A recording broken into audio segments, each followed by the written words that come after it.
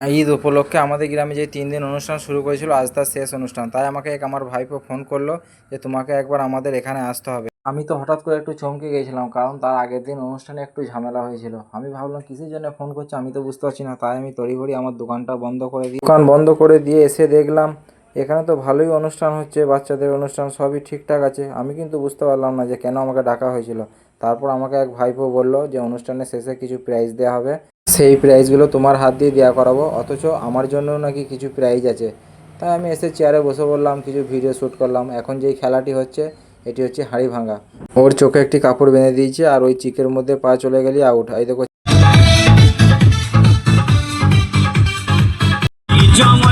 Out, ঈশান out. Hello, সাধারণ সাউন্ডের জন্য একটা হাত তালি হয়ে যাক। ফাগুনের সাউন্ড যখন থ্রি বলবো তখন চিক থেকে বাইরে বার করবে ওকে।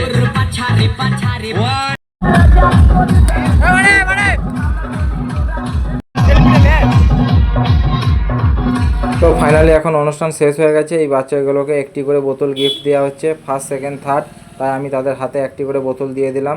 তারপর আমাকেও কিছু সারপ্রাইজ দেওয়া হলো, সেটি হচ্ছে এই। তো আমি ভাবতে পারি নাই যে আমাকেও কিছু দিয়ে সম্মান করা হবে। তো ফাইনালি আমি খুব খুশি এটি দেওয়ার জন্যে, কারণ আমি সবাইকে অসংখ্য ধন্যবাদ জানাই।